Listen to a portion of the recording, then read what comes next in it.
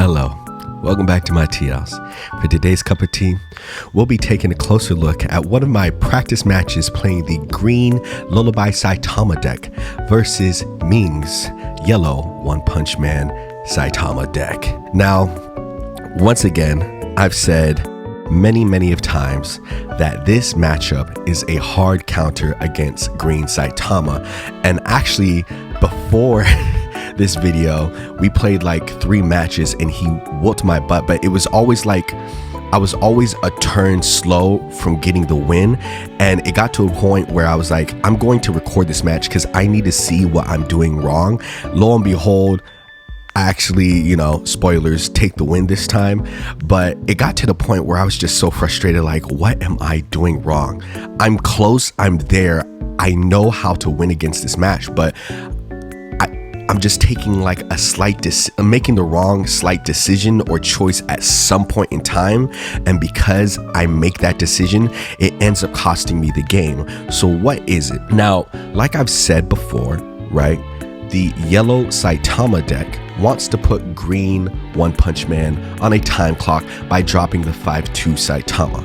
I've also stated many times that if your opponent drops 2 5-2 Saitamas, you need to learn how to exploit that and take advantage of that, because that is 2 blockers no longer on the field versus our 1 if we have our king in the front. So knowing when to push up and just rush them down a little bit and pray to God they don't hit the triggers. Pray to God they don't hit the triggers, right? Because yellow has some of the best triggers, especially in the yellow Saitama deck, and deal out as much damage as we can to get us to the point where we can win with the 15-2 Saitama once we get it out, or to the point where we just win by exploiting the fact that they no longer have 2 blockers, right? As we're getting closer and closer to the seasons, the regional announcements, I also want to say before we get into this match that I left a poll on the Reddit page, as well as the community Discord, as well as on the YouTube channel itself. I would love for you guys to leave in the comments below or in any of these fields your thoughts on the current state of the game, because I finally want to do the video that someone had asked me a while ago, asking for my thoughts and opinions on the game. I told them that I would make it once the game got a little more established, a little more development, and we've experienced the first regional event. So now that we are basically coming up to the end of the first year of Union Arena in NA, what I would like to call the preseason, I would love to hear you guys' thoughts and opinions on that. That way it could help me better construct this video that I'm working on. Other than that, I want you guys to pay attention to the matchup, pay attention to both of our decisions.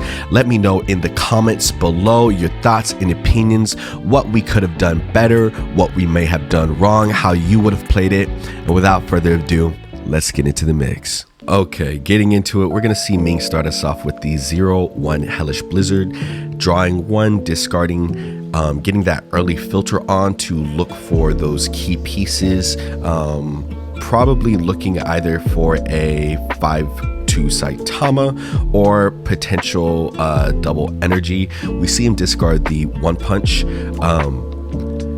To me, the 1 punch against green Saitama could be potentially helpful. So to me, I'm like, okay, him discarding that, he must have some important cards in hand. We go ahead and play the Siryu, and then we go into the 1-drop king, looking 5 deep, searching for our Silver Fangs, our tornadoes, anything that could help us really establish our energy or establish that iron wall. We go ahead and we find the 6-drop Silver Fang, I'm pretty sure. Yep. Hoping that we can set up that defense to slow down any of the 4K bodies that he'll be swinging with, while we're trying to chump block that 5-2 Saitama if he ramps to it. And on the discard, we go ahead and discard a special. To me, the King Engine in this matchup isn't as useful, because you'll find that the yellow Saitama players are always rushing to drop the 5-2 Saitama, and you can't remove it, right? We still have 3 more specials, and we still have the 4 Saitamas to discard, so I'm not too worried about it. We see the 1-drop Hellish Blizzard come down from Ming's side. Once again, I think he's either looking for that double energy or looking for another 0-drop to perchance not brick. That's what's going through my head right now. We see the 0 Geno, so now I'm like, okay, maybe he just has a bunch of big drops in hand if he's searching for a 0-drop. But then on the discard, we're going to see Ming discard a 0-drop Hellish Blizzard. So what that tells me is he's not bricking, but he has the Raid Genos in hand and was looking for the Raid fodder to establish that, just in case he wants to go into that.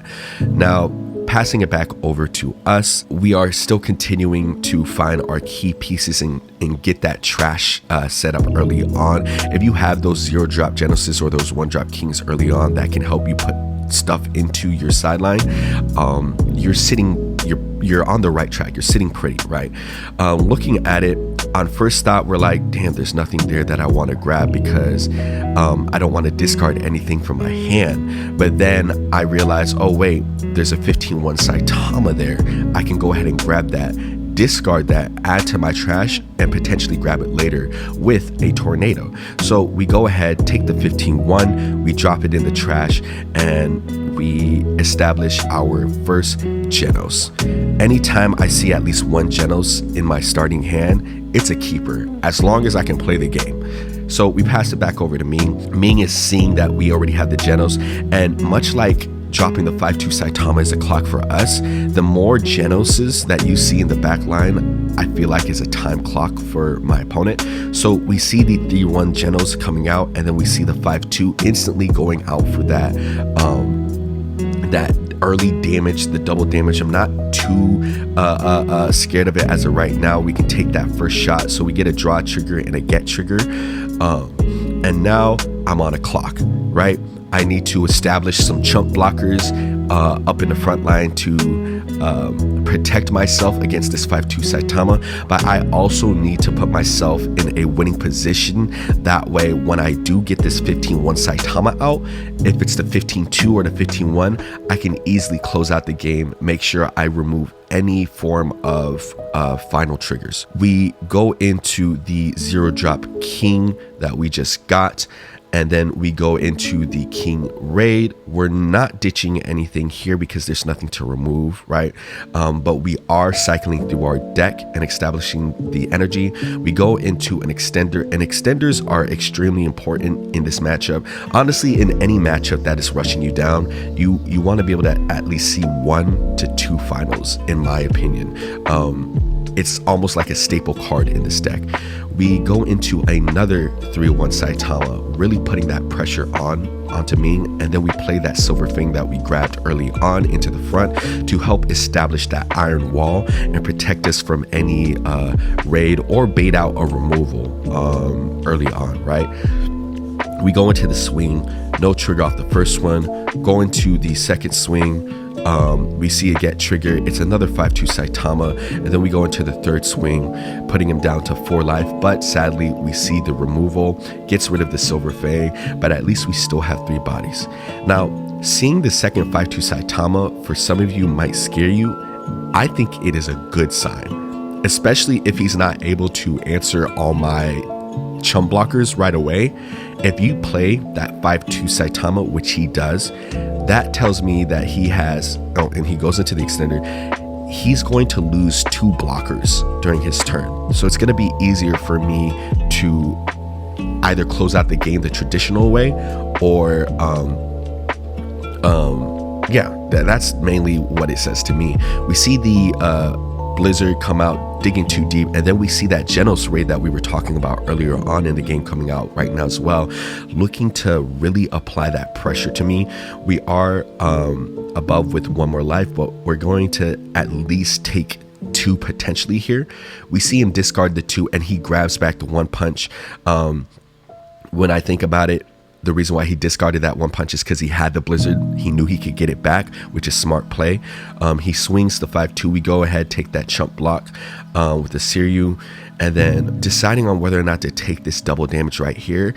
We haven't seen any more special triggers, and the odds of us hitting one is slightly high right here. We might be able to remove a body, but we want to play safe here because this is our counter matchup.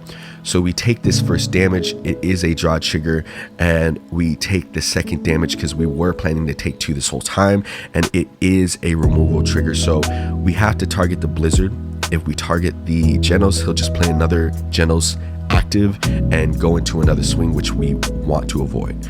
So now my back is against the wall right here, right? I need to figure out how to establish either blockers, or I need to hit the 15-2 Saitama right now. I have the other king in hand, and I do have a Saitama 2 pitch, so I can get rid of that Genos. The only problem is he can still play that Genos to the front and still have a blocker if I play that 15-2. And I think that was the original idea of wanting to go into that 15-2. Normally for me as a green Saitama player, if you're around 3 to 4 health, you should be able to be online with your Saitama right then and there. So I'm doing the math because I know I should be able to hit it, right? Taking all that life and then also the chump blockers as well as filtering, you only really need 15 cards in your sideline and having the rest of the energy to produce. So we have 6, 7, 8. Once we go into that king raid, it'll be 10, right? So I'm seeing that if I do a double mill here, that will be 6. That will put me at the sweet spot of 15. It will actually put me at 16, meaning I can play a tornado and grab a Saitama back if I pitch it. So we go into the king. We actually top deck another final off of that, which is beautiful in this situation. We are deciding on the pitch because I need to be sure that I can grab this back and not be in a situation of like, oh, I'm one energy behind, not one energy, one card behind. I actually can't play the Saitama anymore.